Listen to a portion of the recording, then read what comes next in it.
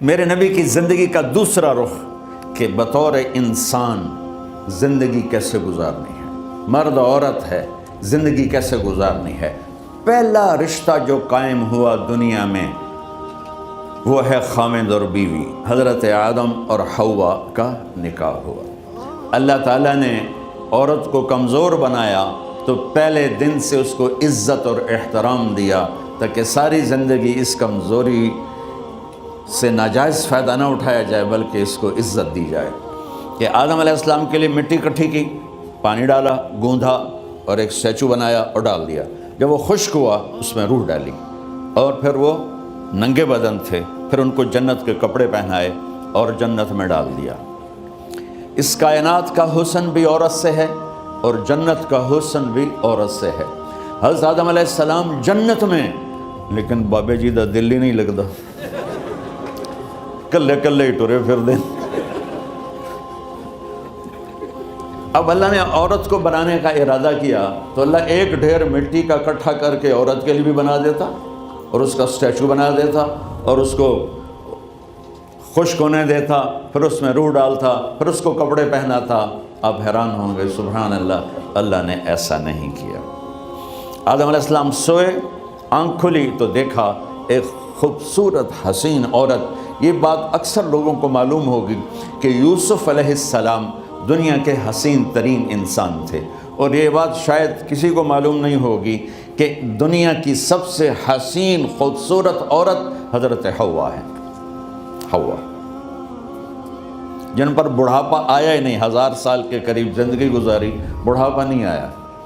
حضرت آدم اور حوا قریب قریب عمر تھی۔ حضرت آدم کی عمر تو کتابوں میں مل جاتی ہے 1000 برس، لیکن حضرت حوا کی عمر کتنی تھی یہ کہیں پڑھنے کو ملا نہیں، اس لیے میں اندازہ کرتا ہوں کہ قریب قریب ہوگی۔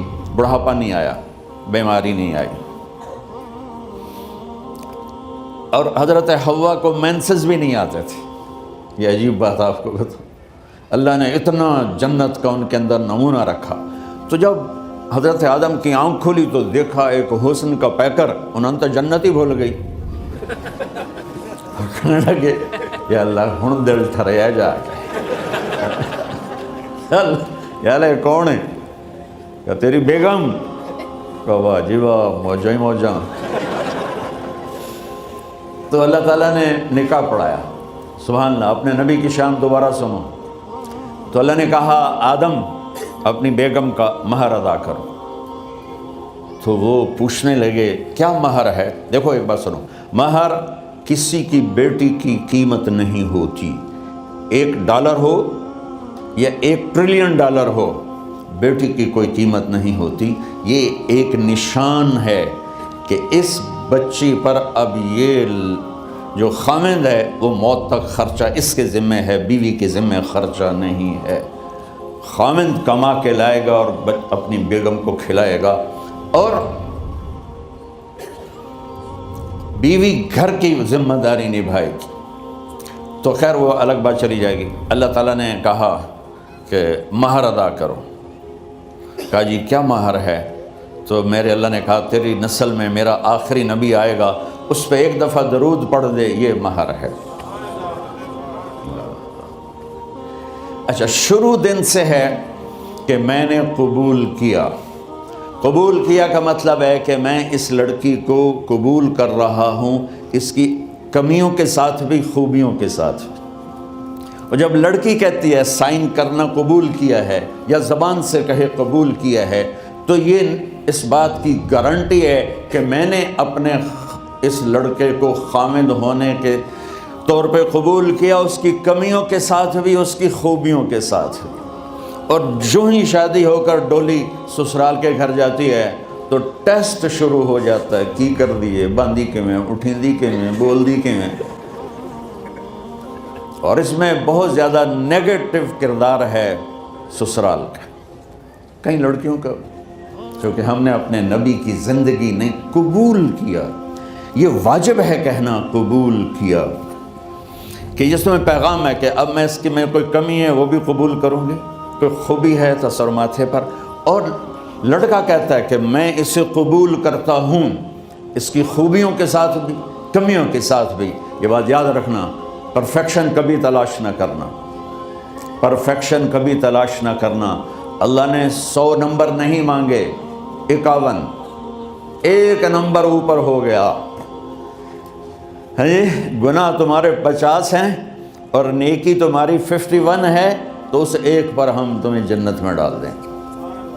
अब कोई खामिद अपनी बीवी में परफेक्शन देखना चाहे, बीवी अपने खामिद में परफेक्शन देखना चाहे, सास ससुर अपनी बहू में, सास ससुर अपने दामाद में, भाई अपने भाई में, माँ बाप अपनी औलाद में, औलाद अपने माँ बाप में, जहाँ ये नज़र होगी तो वहाँ लड़ाई होगी। कमियों के साथ कबूल करो। कबूल का लफ्ज़ इतना वाजिब है, कबूल का लफ्ज़ इतना ज़रूरी है कि इसके बग़ैर निकाह ही नहीं होता। मैं ये कई जगह लतीफ़ा सुना चुका हूँ और वाकई किस्सा भी है, ऐसे लतीफ़ा नहीं है। मेरे दोस्त हैं, ज़िम्मेदार हैं अच्छे, तो उनके गांव का एक बच्चा छोटी उम्र में बसों पे जाके ना वो जॉब पे लग गया। तो उसका काम होता है बस को साफ़ करना, ड्राइवर को चाय पिलाना, और जहाँ कहीं रश हो तो उसको डायरेक्शन देना, उस्ताद जी कट लो, उस्ताद जी आण दो, उस्ताद जी जान दो। तो ये उसका मुहावरा बन जाता है। अब उसका निकाह हुआ तो मौलाना साहब ने कहा अब्दुर्रहमान, मैं फ़र्ज़ी नाम ले रहा हूँ, नाम मुझे उसका याद नहीं, अब्दुर्रहमान ज़ैनब बिन्त असलम ने तेरे निकाह देता 500 महर तो कबूल किता? थोड़ी देर सोच के कहना जी आण दो। उसने सारी ज़िंदगी आण दो ही सीखा था। तो उसके भाई ने उसको को नहीं मारी, तो कहने लगा जी जान दो। मौलाना साहब ने कहा आण दो जान दो, नलका में नहीं बनना, तो आगे मैं कबूल कीता।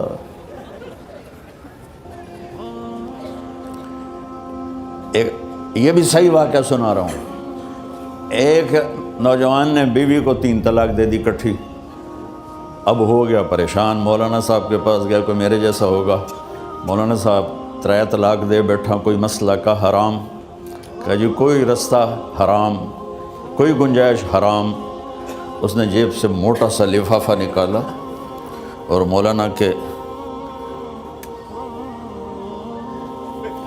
जा नमाज के नीचे डाल दिया। कहा मौलाना साहब कोई गुंजाइश? अगर हुण तो सोचना ही पवे। की आख्या ही तू अपनी बेगम ने? उस आख्या जी मैं आख्या ही तेन 3 तलाक। उस आख्या मुबारक हो भी तलाक नहीं हुई। मैं आख्या जी वो किमें? आखे वो जड़ा ये तलाक है अरबी दा लफ्ज़, इससे चखना पौंदा है तलाक।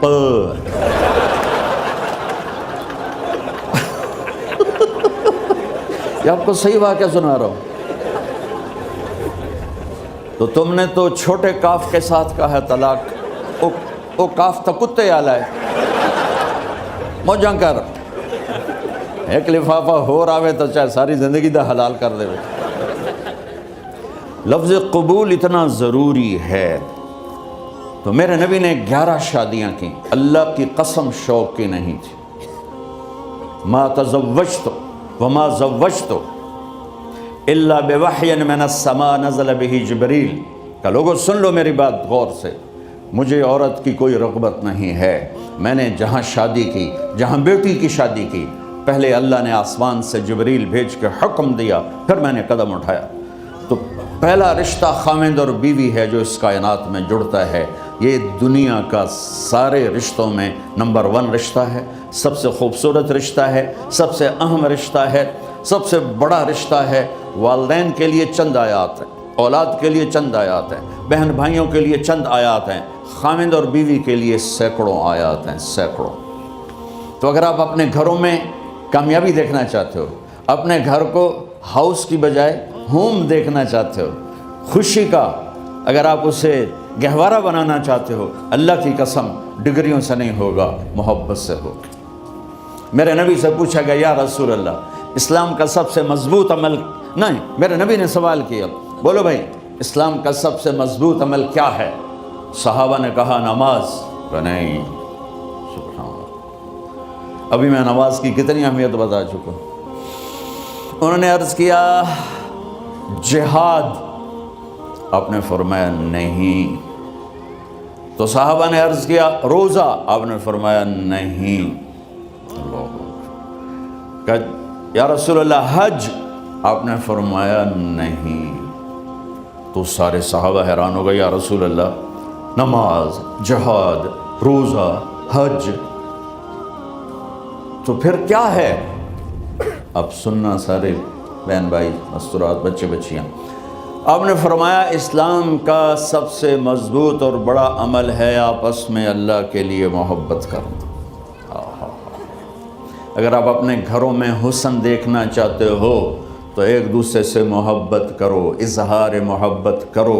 اور محبت کے پیدا ہونے کے لیے بہت ساری چیزیں ہیں، لپیٹ کے دو میں کر دیتا ہوں. دو میں: بیوی کی خوبی دیکھو، کمی نہ دیکھو. خاوند کی خوبی دیکھو، کمی نہ دیکھو، پہلی بات. دوسری بات، اس زبان سے زہر نہ اگلو محبت کے پھول. اس زبان سے کڑوے جملے نہ ہوں، طنز نہ ہو، ٹونٹنگ نہ ہو، بیزن نہ کرو، انسلٹ نہ کرو، تو آپ کے دل جڑ جائیں گے. یاد رکھو، شکلوں سے زندگی آباد نہیں ہوتی، زندگی اخلاق سے آباد ہوتی. تو اپنے گھر سے ٹونٹنگ نکال دو. نہ کہا کا مطلب ہے بارش کا زمین میں جذب ہو کر یکجان ہو جانا. دو زندگیوں کا محبت میں جذب ہو کر یکجان ہو جانے کو نکاح کہتے ہیں. نہ کہا آنکھوں میں نیند کا اتر کے سلا دینا. نہ کہا خاوند اور بیوی کا ایسی محبت دینا کہ چین کی نیند آ جائے. نہ کہا اعتماد کرنا، بھروسہ کرنا. خاوند بیوی پہ بھروسہ کرے، بیوی خاوند پہ بھروسہ کرے. اے نوے لوگ کے فون چیک ہو رہے ہوئے، کال کتنے کیتی ہے، کال کتنے کیتی. عزت دو، اعتماد کرو. چوتھا مطلب، درخت کا چھاؤں بنا دینا. نہ کہا میاں اور بیوی، خاوند اور بیوی کا محبت کی ایسی چھاؤں بنانا کہ اس کے نیچے اولاد کا پودا خوبصورتی سے پیدا ہو سکے. نہ کہا، صرف لفظ نکاح کے مطلب بتا رہا ہوں. نہ کہا مریض کو، کدھر ڈاکٹر بیٹھے ہیں، میرے سامنے بیٹھے ہیں، مریض کو دوا ایسی دینا کہ وہ شفا یاب ہو جائے. آپس کے ایسے تعلق بنانا کہ زندگی کو شفا مل جائے. میرے بھائی بہنوں، میں آپ کو اپنے نبی کی زندگی بتا رہا ہوں. میرے نبی نے 11 شادیاں کی. اللہ ذوالجلال کی قسم، صرف ہمیں زندگی سکھانے کے لیے کہ گھر کی زندگی کیسے ہوتی ہے اور اولاد کو کیسے پالا جاتا ہے. اب لوگ کیا مجبوریاں ہیں کہ عورت بھی جاب کرتی ہے، مرد بھی جاب کرتا ہے. عورت کی سب سے بڑی جاب اپنی نسل کو پالنا ہوتا ہے. جب یہاں ٹائم نہیں ملتا بچے کو، نہ ماں سے ملتا ہے نہ باپ سے ملتا ہے، تو پھر وہ جنگل کا پودا بن جاتا ہے. یہ تو وینکوور ہے. فیصل آباد کی بات سناتا ہوں. میرے بچے جس اسکول میں پڑھتے تھے ان کے پرنسپل سے میری دوستی تھی. میں ملنے گیا ایک دن، تو کہنے لگے جی عجب واقعہ ہوا ہے کہ یہاں 2 بچے پڑھتے ہیں، ان کی ماں بھی ڈاکٹر ہے اور باپ بھی ڈاکٹر ہے. تو وہ دونوں آئے ہیں میرے پاس کہ ہمارے بچوں نے 3 دن ہو گئے ہیں گھر میں کھانا نہیں کھایا، تو ہم پریشان ہیں، ہمیں بتاتے نہیں. کائنڈلی آپ پوچھ کے بتائیں کہ وہ کھانا کیوں نہیں کھا رہے. ایک باری کر کے بھی کھا دو.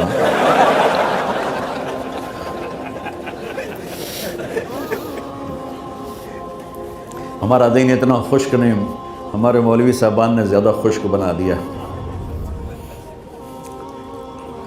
تو انہوں نے دونوں بچوں کو بلایا. سننا، سارے فیملیز بیٹھے ہو جہاں میں فیملی کی زندگی کو فوکس کر کے نبی سے جوڑ کے بتا رہا ہوں، طارق جمیل کے تجربے نہیں بتا رہا. دونوں بچوں کو بلایا. بیٹا آپ کھانا کیوں نہیں کھا رہے؟ کہا جی ہم اپنے ممی اور بابا کے سامنے نہیں بتائیں گے. تو انہوں نے دونوں کو باہر بٹھا دیا. پھر پوچھا اب بتاؤ کیا مسئلہ ہے؟ ان کا سر، ہم صبح جب ناشتہ کرتے ہیں تو ہمارے ممی ڈیڈی سو رہے ہوتے ہیں، ہماری ان سے ملاقات نہیں ہوتی. جب ہم اسکول سے واپس آتے ہیں تو ممی ڈیڈی اپنے میڈیکل کالج میں ہوتے ہیں، ہاسپٹل میں ہوتے ہیں، تو ہمیں ان کو دیکھنے کا موقع نہیں ملتا. شام کو جب ہم کھانا کھاتے ہیں تو یہ دونوں اپنے پرائیویٹ کلینک میں ہوتے ہیں، تو ہم ان کو دیکھ نہیں پاتے. پورا ہفتہ گزر جاتا ہے، ہمیں ماں باپ کی شکل نظر نہیں آتی. تو ہم نے اسٹرائک کی ہے کہ ایسے ماں باپ کی روٹی کیا کھانی جو اپنی شکل بھی نہ دکھا سکیں. تو اس لیے ہم نے کہا ہم نے بائیکاٹ کیا ہے، گھر میں نہیں کھانا ہے. تو ایسی لائف مت بناؤ. یہاں ایک بہت بڑا چکر شیطان دیتا ہے، بڑی گاڑی لے لو، $100 کی قسطیں تو ہے، اور بڑا گھر لے لو، $200 یا $100 کی قسطیں تو ہے، پھر میاں بھی کام کرے، بیوی بھی کام کرے، جو کہ بڑا گھر باقی رہے، تو خوشیاں تو مٹ گئیں۔ جو ڈبل جاب کرے گا، پھر ڈبل جاب کرتے ہیں، ڈبل جاب کرنے والا بیچارہ تھکا ہوا ذہن لے کے آتا ہے، وہ کیسے ٹائم دے گا اپنے بچوں کو خوشی کے ساتھ؟ جو ماں جاب کر کے آئے گی، پھر کھانا پکائے گی، وہ جب اتنی تھک جائے گی تو اپنے بچوں کو کھلا ٹائم کیسے دے سکے گی؟ پوری کائنات کی ذمہ داری تھی میرے نبی کے سر پر، اور آپ اس کے باوجود روزانہ حسن حسین کے لیے وقت نکالتے تھے۔ اور انہوں کو آ کر کوئی لیکچر نہیں، دیکھو ماں باپ سے ایک بات کرتا ہوں، لیکچر تھوڑا دو، محبت زیادہ کرو، یہ نہ کرو، یہ کیوں کیا، یہ کرو، یہ کرو، یہ چھوڑ کر صرف سینے سے لگاؤ، پھر محبت دو، کمیوں سمیت بچوں کو قبول کرو، ان کی زندگی تبدیل ہو جائے گی۔ اتنے بڑے نبی، اتنی بڑی ذمہ داری، اور اتنا درد سینے میں کہ آپ کے سینے سے ایسے ابلنے کی آواز آتی تھی جیسے ہانڈی ابلتی ہے، اس کے باوجود آپ روزانہ کہتے ہیں این اللقا، میرے شرارتی بچے کدھر ہیں؟ تو وہ بھاگے بھاگے آتے، دیکھو میں فزیکل کر کے بتاؤں گا تاکہ آپ کو پتہ چلے زندگی کیسے گزاری، کہ میرے شرارتی بچے کدھر ہیں؟ 7 بر اعظم کی ذمہ داری ہے، وہ تھوڑی چھوٹیاں چھوٹیاں جابن، تو تسی کہتے ہو بزی بڑے ہیں، بزی بڑے ہیں۔ میرے نبی پہ 7 بر اعظم کے انسانوں کی ذمہ داری ہے، اور آخری آنے والے انسان تک کی ذمہ داری ہے۔ اس سے بڑی جاب کس کی ہوگی کائنات میں؟ اور پھر آپ روزانہ آتے ہیں این اللقا، میرے شرارتی بچے کدھر ہیں؟ تو حسن حسین بھاگے بھاگے آتے، آپ ان کے لیے یوں ہو جاتے تھے، آؤ بھائی میری کمر پہ چڑھ جاؤ۔ اپنے نبی کی عظمت کو جانو کہ انہوں نے زندگی کیسے سکھائی۔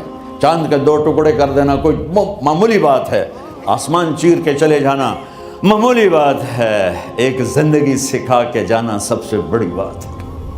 کتنی اولادیں برباد ہو گئی ماں باپ کی وجہ سے، کتنے گھر اجڑ گئے ساس سسر کی وجہ سے، کتنے گھر اجڑ گئے لڑکی کے بدتمیز ہونے کی وجہ سے، کتنے گھر اجڑ گئے لڑکے کے شرابی اور باہر کی گندگی کی وجہ سے۔ زندگی سیکھو۔ یہ اتنے بڑے نبی ہو کر آپ یوں ہو رہے ہیں جیسے میں نے آپ کو کر کے دکھایا، دونوں کو اوپر بٹھا لیتے اور کمرے میں چکر لگاتے تھے، پھر یوں کر کے پوچھتے تمہارا اونٹ کیسا ہے، پھر دونوں کو اتار دیتے اور اپنی نواسی زینب جن کو حضرت علی کی وراثت ملی، کس کی؟ علم کی، فصاحت اور بلاغت کی، ان کو کمر پہ بٹھا لیتے اور اکیلی زینب کو پورے گھر میں چکر لگواتے تھے۔ اور بھی دکھ ہیں زمانے میں محبت کے سوا، راحتیں اور بھی ہیں وصل کی راحت کے سوا، کیا صرف کمانا ہی کام ہے؟ ادھار کی زندگی سے بچو، خوش و خرم رہو، اس کو قسط دینی ہے، یہ قسط دینی ہے، یہ قسط دینی ہے، یہ دینی ہے، سر میں درد نہیں ہوگا تو اور کیا ہوگا؟